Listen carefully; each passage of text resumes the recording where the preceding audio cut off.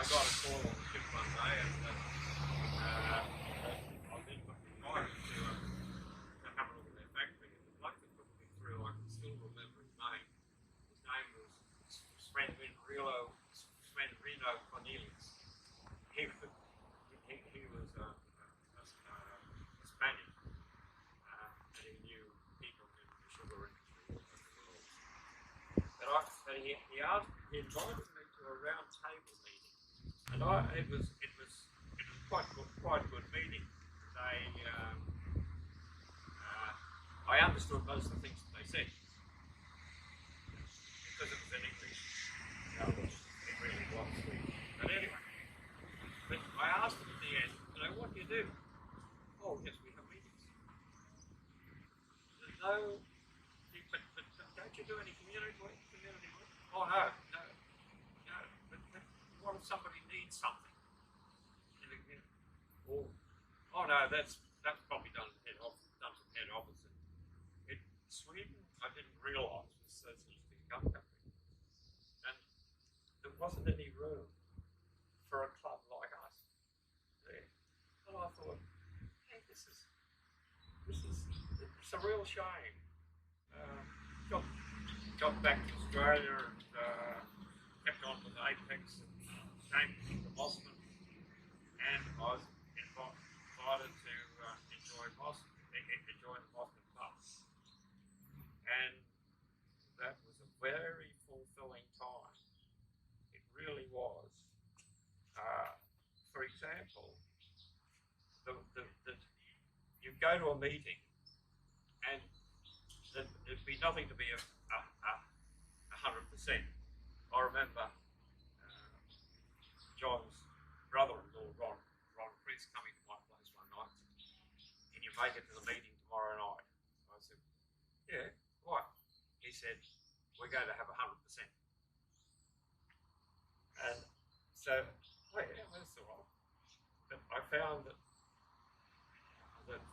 I could walk to the Rotary Club from the mill, and I could walk home again, no problem. So, yes, it was easy.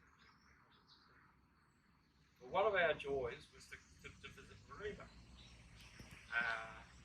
And we used to bring, the idea was very cunning with us, was to bring new members up to Maria to show them how a club functions. Probably one of the great occasions that I experienced from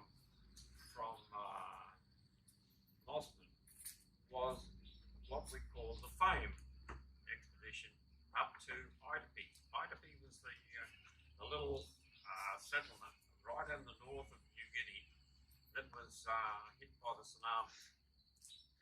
And there was some pretty desperate characters there. There was a bloke called Bob Neat, a bloke called Cedric Davies, and a couple of other strays from Granda and Port Douglas and me. And I looked in the kitchen, and I saw the disgusting way that the cooking utensils had been left by the previous group of Rotarians.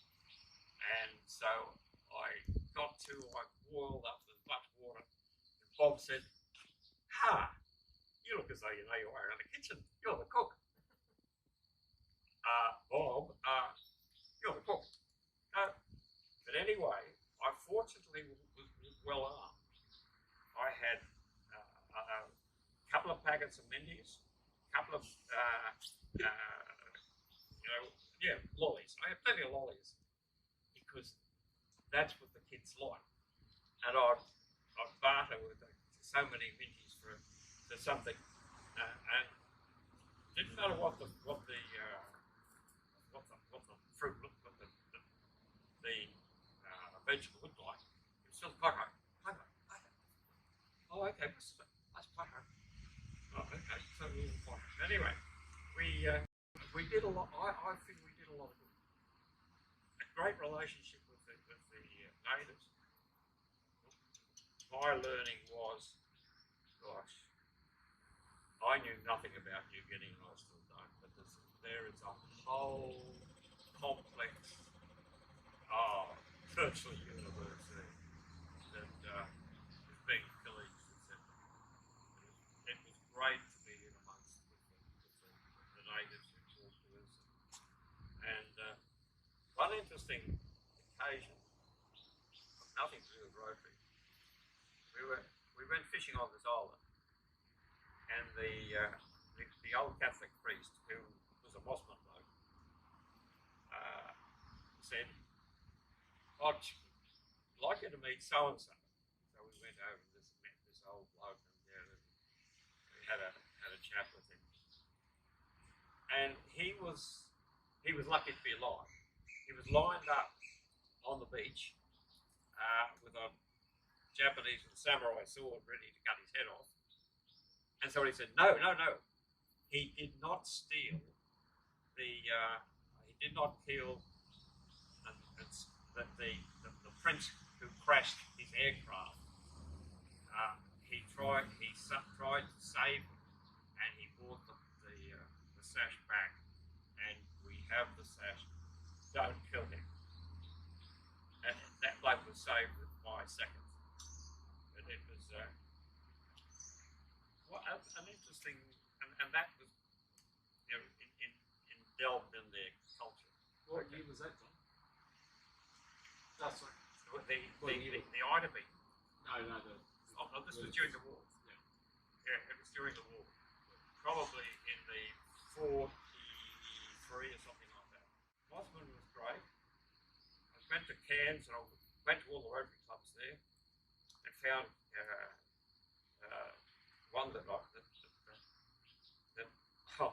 I'd previously known from the connections, and enjoyed Cairns. And going back a bit to Mossman, one of the two other things that happened. One was I said to a bloke called Walt Kisio, I said, "Well, you're going to be district governor next year, do you want a hand?" He said, "Yeah, you can be secretary."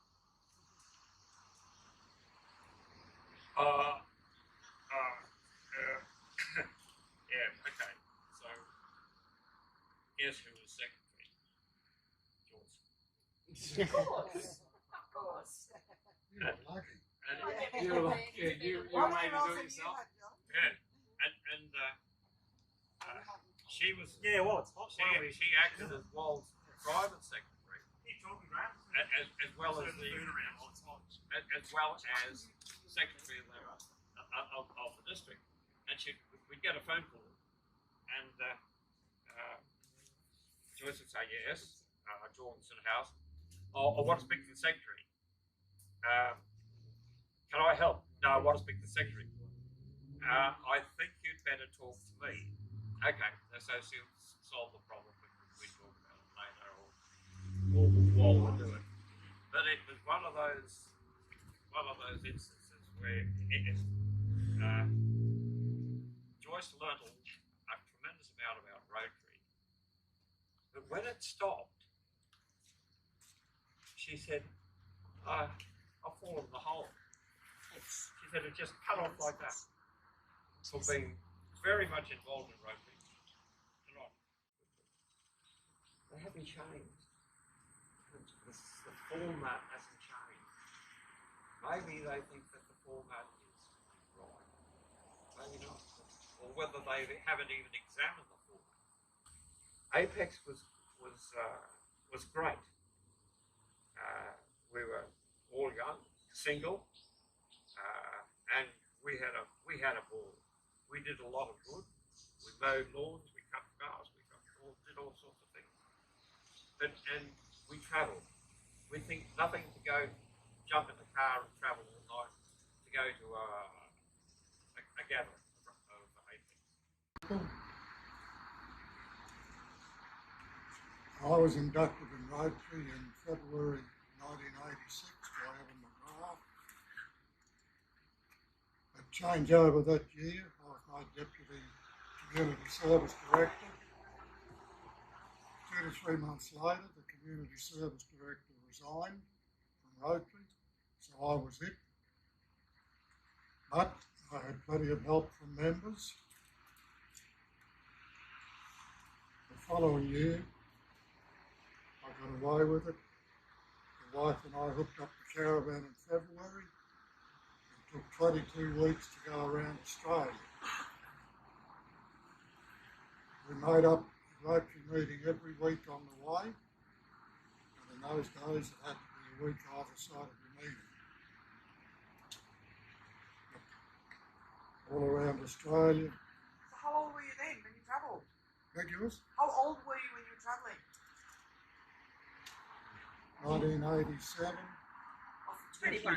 53. 52. So the kids was grown up, or were they with you? The kids had all, the youngest kid had got into the workforce the year before. So we were relieved of that, and that's why we could go. Yeah. But Rotary meetings right around the country. I suppose the one that I enjoyed most, liked most, was at Howard Springs. And that was a meeting where they changed their names from Darwin Rural to Litchfield Palmerston. We had an engineer there that was helping put in the Darwin Power Station. The Darwin Power Station was about 50 kilometres out of Darwin on a little island. The idea was they were going to ship coal up to it and run it on coal. But they changed their mind. They put a gas pipeline from Central Australia to it, and they run the station on gas or distillate or any mixture of it. But this chap took us right through the power station just before it was commissioned. Found out afterwards that the chimneys on the power station were cyclone rated, so they had to fix them. But there were 6 units there for Darwin.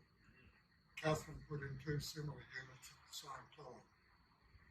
And it's only a few years back that they handed those power station over to the territory government. 88, we'll soon started talking about water sports at Kinaroo. They arranged for the dragon boats, but we didn't hold them that year. There wasn't enough water in the dam. So that went to the following year. We couldn't get the dragon boats, so we built the crocodile boats. And this was members of Malanda, Atherton and Mariba clubs would come down to the sun. And Brother Charlie made the trailer to put these 2 crocodile boats on. In the meantime, we heard that the group that run the field day in Cairns weren't going to continue. So the 3 Rotary clubs decided we'd hold the field day. And we had a field day on Lotus Glen on the actual prison ground. The 3 Rotary clubs, Malanda, Atherton and Mariba. It was a fairly rough affair, but it was very successful. That was 1989, October. 89. And in November we had the water sports. They were very successful. But to make a weekend of it with them, we invited the Powerboat Club. And they seemed to think they were the main ones at the weekend. They wanted to run it from the following year, so we give it away. We didn't hold any more. So what happened to the boats? The crocodile boats, we kept them for a few years. We rode around Lake Marine. I think there were about 3 adults and about 10 kids in the boat rowing. We rode across the other side. Bill Suter was on the steering oar. We said, right, we'll go back. All the kids were knocked up, they had enough. And Bill said, no, we're going right down the lake. So 3 of us rode the pretty boat line around. I wonder why the kids didn't want to go back. Also, we had them out at the balancing storage at Harrigan. We had a day out there with them. But then they sat around, weren't being used. So we heard that rowing boats was good exercise for ladies that had had breast removals. So So we made arrangements and we donated them to the Twin Tippies Club in Townsville. That's what they call the club of those that have breast removals. They had them down there, and after a while, I think they had to do some work on the heads, they had a bit of dry rot. But they used them, then they decided to put them on display and use ordinary boats. So they're still down there. In 91, we had another field day on prison ground. We stayed out there with our caravan overnight. And we talked to a prison guard and his dog 9 o'clock at night. But they were very successful. In 93, we held the field days in the prison farm. We did a lot of work on the prison farm. We built the food hall, built toilets, and I was in charge of laying the pipe from the prison farm gate down to the cattle yards. We ran a 100 mil pipeline for water down to the cattle yards. And the field days out there were very successful. They just kept getting better and better all the time. 2013, the prison said they didn't want us anymore, so we moved to the Walkerman Caravan Park. So when did Graeme join and then stop being part of it? With the Mount Emerald Air disaster, 2 of their best members lost their lives, and the Malanda Club folded. Yeah. And it was shortly after that that we invited Graeme in. I understand. Yeah. And Graeme did quite a bit of work with us as an electrician there. But they never had enough members and they pulled out after a couple of field days. We'd run a country music festival. First one we held was very successful. I think the artists give us a fair discount on the costs.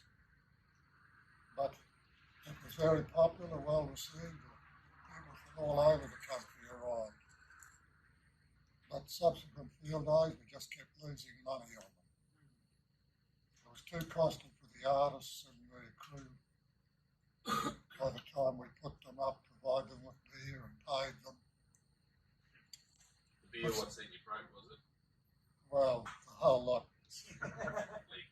We're sending the field day committee broke. And I think a couple of members lent the field day committees a fair bit of money. Somehow or other I missed out on hearing about that. I was on the committee for about 13 years, but I never heard that. But I know some of them tied the field day committees over until the field day was back up. So we had to give the music festival away. So 11th of May 2020 was the Mount Emerald disaster, and it's 30 years last year. 1990. Yeah, 91. 1990. Yeah. 30 years. Yep.